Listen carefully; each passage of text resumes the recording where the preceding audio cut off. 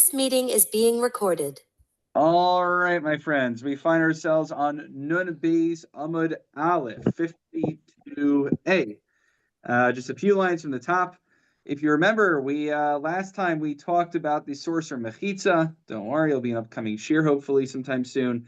And the point is that we had a proof of how do I know that when there's a Simchas Beis HaShoeva, that's when we need to have separate seating. Well, it's a Kal V'chomer. We see in Sefer Zechariah that there was some kind of funeral going on, and it said that the men and women were separated. So if at a funeral you have separate seating, Kal V'chomer at a party you have separate seating, because that's where it's more likely to have frivolity. But then the Gemara wonders, Ha'hespeda mayavidite. Wait a minute. There's a funeral. Who's a funeral for? We're kind of curious about this story. We're not glossing over that. So pligi ba Rabbi Yossi Rabbanan. It's a machlokes. Rabbi Yosef Rabbanan. It's machlokes. Chad Amar al Mashiach ben Yosef sheneharag. V'chad Amar al Yitzhahara sheneharag. One says that this is the funeral of the Mashiach ben Yosef, the first Messiah who gets killed. And the second one says it's the funeral of the Yitzhahara himself.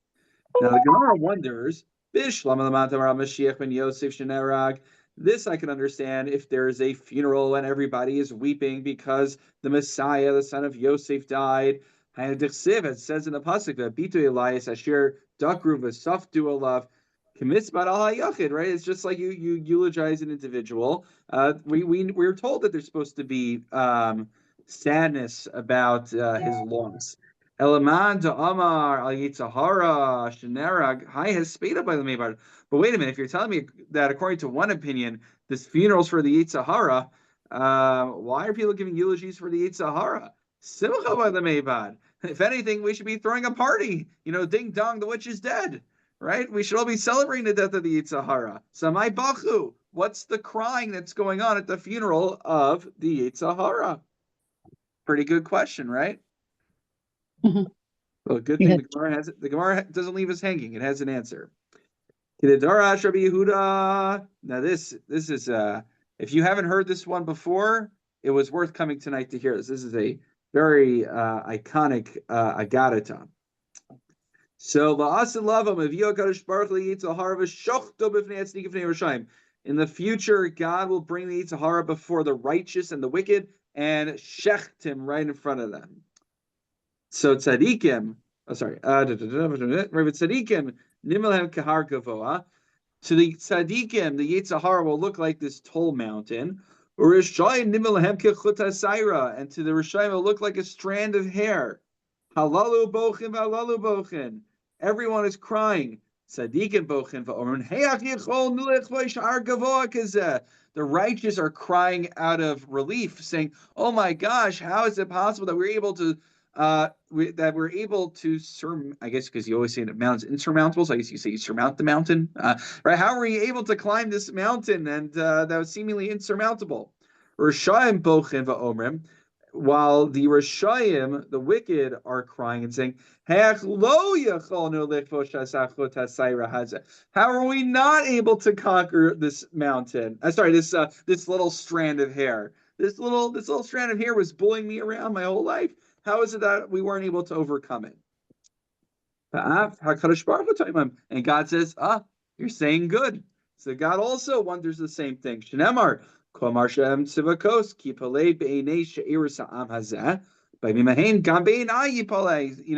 I'm also wondering the same thing. So what's the crying going on? People aren't crying over the death of the Yitzhahara. People are crying when they see what the Yitzhahara was. For those who were tzaddikim, they overcame such a great mountain, and then it's the Rishayim are kicking themselves in the foot, saying, "How are we not able to overcome such a weak Yitzhahara?" Though seemingly counterintuitive to, and now the Gemara goes on to have more agadata about the Yitzhahara in general. Initially, the Yitzhahara is like a spider web. And then it becomes like the ropes of a wagon. That initially it starts off weak, but then it becomes these really strong ropes that rope you in. So it starts off as a little spider web, and then before you know it, that's it. You're fully ensnared by it, which is actually sort of like it's interesting whether that conflicts with the previous Gemara or not. But that's how the Yetzer Hara operates. Then the Gemara goes on, and since we mentioned Mashiach ben Yosef, the Gemara wants to elaborate a little bit on that. So Tana Rabbanan, a brisa about Mashiach. Mashiach ben David she'asli galus meher b'yameinu. So, right, there's a Mashiach ben Yosef who dies, and there's a Mashiach ben David who lives and winds up becoming the ultimate Mashiach. The Mashiach ben David, who will hopefully be revealed to us very speedily in our days. Omer lo HaKadosh Baruch Hu. God says to him, show me many davar lecha. Ask me one thing and I'll get anything, and I'll give it to you. Shnemar, asapra el chok, I'll tell you the law. Hashem amar Eli beniata. God says to me, you're my son. Ani hayom iladiticha. Today I have born you. Bore you? I've birthed you. Show me many. Ask me anything. Vatne goyim nachlasech. I'll give you nations as your heritage. So it sounds like God is going to give him any request he makes. The Kevin Shura Mashiach ben Yosef Shnerag, and when Mashiach when he sees that the first Messiah didn't fare so well, he gets killed. Over the fun of Ribono Shalom Hashem, all I want is to live. Omer lo, but God says, don't worry. Chaim achlo amarta kfar snabi alecha David avicha shnemar chaim shomim chanasatalo. Don't worry, your ancestor David already took care of that. He already interceded on your behalf, and he guaranteed that you wouldn't die as well. So every single thing we do tonight, of course, is a lot of Agana to unpack, but that was about Mashiach. Back to our feature presentation, talking about the Yetzer Hara. Darash Rabbi Avi Ravitim Rabbi Yeshua ben Levi. Shiva Shemos Yishul Yetzer Hara. The Yetzer Hara has 7 names, meaning he's referred to in 7 different ways in Tanakh. HaKadosh Baruch Hu Karo Ra. God refers to him as Ra, as evil. Shnemar, like it says in Bereshit, Keitzer Leva Adam Ra Minu Rav, that the inclination of mankind is evil from his youth. That's number 1. Moshe Karu Arel, Moshe calls it the uncircumcised one. Shnemar Moltem es orlas levavchem, that you shall circumcise the Arel, the foreskin that's around your heart. It's a metaphor. David, number 3, Karu Tame. David would refer to it as Tame. Shnemar Lev Tahor Barli Elokim. God has given me a pure heart. Michlal Dika Tame. That would imply that there's such a thing as a Tame heart. So Tame is the 3rd way to refer to the Yetzer Hara. Shlomo Karusone. Shlomo refers to him as the hater, the despiser. Shnemar Imra'ev Sinacha. If the one who despises you, the one you hate is hungry. Hachilulachem, give him bread. If he's thirsty, give him water. So the metaphor here is that the enemy here refers to the Yetzer Hara. You shall take these coals and scoop it onto his head. Vashem yishayim lecha. Now, al tikri yishalem, like paying yishayim lecha. El yashlimenu lecha. He will give you a yetzer. Rashi says that is shalem, that is complete. So basically, we see from here that the Yetzer Hara is called sonacha. So he's a sone. He's an enemy. Yeshaya karu mikshol. I think we're up to number 5. I stopped keeping my fingers up, but I trust that the Gemara counted it correctly. Yeshayahu calls it a mikshol, a stumbling block. Shnemar, solo panu derech, right? Remember the Haftorah? Harima mikshol mi derech ami. So here we see when we beseech Hashem to remove the mikshol, what's the mikshol, the stumbling block? That refers to the Yetzer Hara, another metaphor. Karu and Yecheskel Karu Evan. Yecheskel refers to the Yetzer Hara as a stone. Shnemar Bisarti Yisleifa Evan Mivsarchem, Besartichem Leiv Basar. I'll remove the stone heart that you have and give you a heart of flesh instead. Yol Karu Tzifoni, Yol Kol Tzifoni, Shnemar Besat Tzifoni Archik Ma'alechem. I'll distance the Tzifoni from you. So these are all different ways of referring to it. And I'm sure if we were to go into all of the Agada commentaries, there's a lot to unpack over there. Good. And then was there a question or? I'll ask a question. Yeah. Could you explain this whole notion of Mashiach ben Yosef who died? I know there's something in the Zohar about it. What's really going on there? That is a great question. I'm not sure how to explain what's really going on there, but basically just he like why is he sentenced to death while Mashiach ben David lives? Yeah, it doesn't seem like such a fair arrangement. Well, how could a Mashiach die to begin with? Yeah, you know what's interesting? There's a opinion of not I don't think is it Hillel? I forgot what one of the Tanaim actually says Mashiach already came and we blew it. But we don't paskin that way, whatever that means. I mean, the issue also is there are people that have potential to be Mashiachs. I mean, this is the classic with Bar Kochba, that Rabbi Akiva and others thought Bar Kochba was Mashiach. Now, it doesn't mean that Rabbi Akiva was wrong. It's not like Shabtai Tzvi. It could be that Bar Kochba really did have the potential to become Mashiach, but he just he didn't live up to it. So. But yeah, the whole Mashiach ben Yosef verse ben Dav, Mashiach ben Yosef has to die, never seemed like a fair arrangement to me either. But yeah, I'm not sure what to make of that as well. It's a good point. So when the Chabad the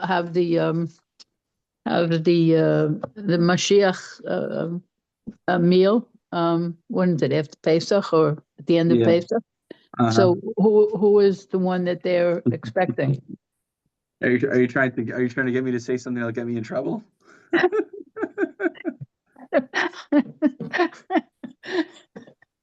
I don't know. Well, I wasn't trying to put you in the corner. No. I mean, ostensibly they're thinking about Mashiach, and who they might tag on as Mashiach might depend on who you ask. It's I don't pretend to understand the inner workings, but apparently there's different opinions within that camp. So you have to consult your local Orthodox Chabad senior rabbi for that answer. Okay. Alrighty, my friends. Going forward. Let's see where we are. Okay, and now that we brought up that pasuk, we're going to darshan it. Tana Rabbanan. Ves hatzafoni archik me'aleich. Okay, so and the tzafoni I will distance from you. Zeh yitzahara shetzafun va'omi believa. This refers to the yitzahara that's tzafun. Like in the Seder, we have tzafun, right? So it's hidden. Yeah. So the yitzhara that's hidden in your heart. Belibo shal adam. V'dachti vel eretz tzia v'shomema. So, and I will send it out to this land of tzia that's desolate. L'makom she'im b'nei adam mitzuyim liskartman, where the yitzhara can no longer harm anyone and get them to do averus. And then it's panav el hayam hakadmoni, when he turned his face to the initial yam. Shenasan ina b'mikdash rishon v'chriva v'harg tamiyah chachamim. He turned his attention to his eyes to the first base of Mikdash, and he killed all of the Talmidei Chachamim who were there. But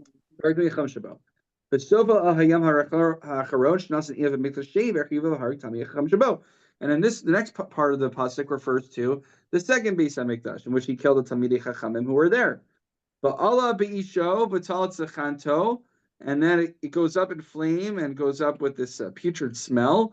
Sheminiach umos ha'olam miskar b'soneim shel Yisrael, that he allows the umos ha'olam, the nations of the world, to go ahead and to harm the Jewish people.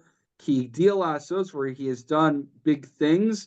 Now, this is where Abai comes in, and Amar Abai with Talmidei Chachamim Yosmi Kulam, he picks on the Talmidei Chachamim more so than anybody else. This also is a classic agadita.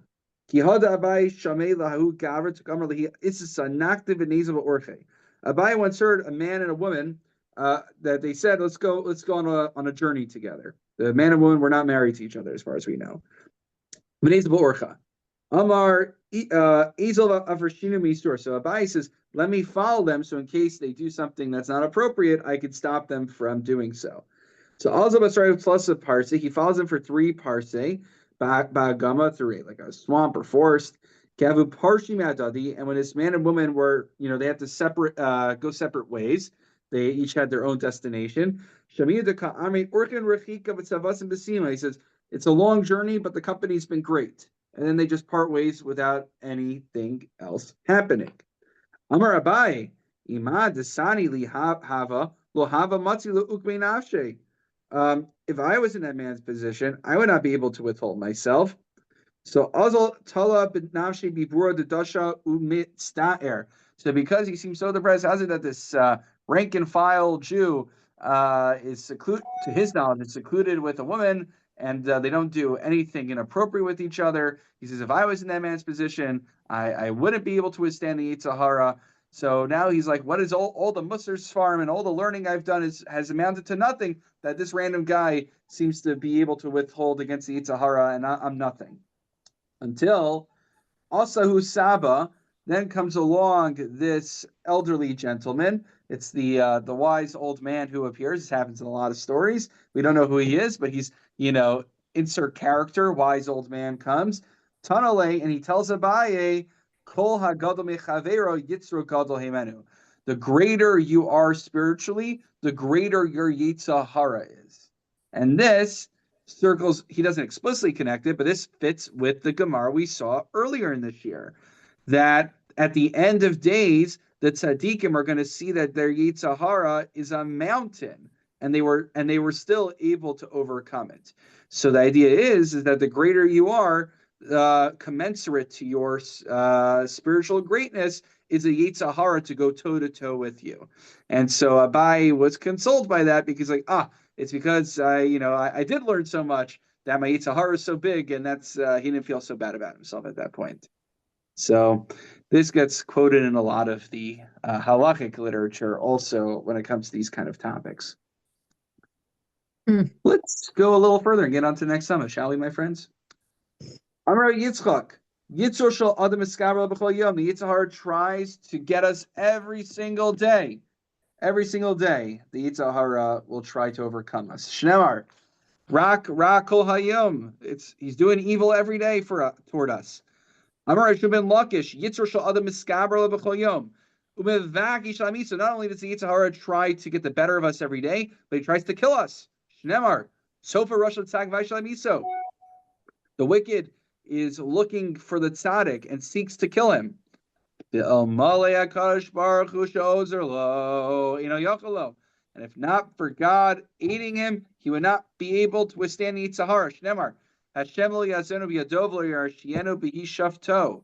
So lahavdil elf alvei havdalos. Again, I don't pretend to be a Christian theologian, but don't they have that idea of like divine grace, that basically mankind, otherwise it's like, irredeemable, but if not for God's grace, then, we wouldn't be able to, right? I don't know, they have some idea like that.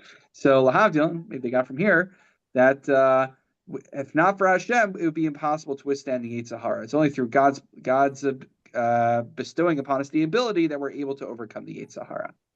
All right? Let's go one more piece out about it, and then we'll call it an evening. Just more on the Yetzer Hara, why not? Tanavei Rabbi Shmuel, in Paga B'cha Menufel Zeh. So if this Menufel, referring to the Yetzer Hara, is causing you trouble, Moshchei lebeis hamedrash, take him to the beis medrash. If you go to the beis medrash, I'll protect you against the Yetzer Hara. If he is a stone, he'll begin to disintegrate, and if it's iron, it will begin to shatter. And how do I know this? It says in the pasuk about stone. Have he called some chumayim? So the water refers to the Torah. Uksiv avanim shachumayim, that the avanim, they get worn out by the water of Torah. And in Barzalhu mispotzates, and if it's iron, it'll shatter. Tichsiv kod divrei ka'eshnu Hashem uchapatish yifotzit sela. My words are like fire, and says Hashem, and like the hammer hitting down, it will smash the rock into pieces. And so we see the power of Torah is able to protect against the Yetzer Hara. All right, my friends, we'll conclude over there. That takes us to base on base 52b, and moving to suggestions.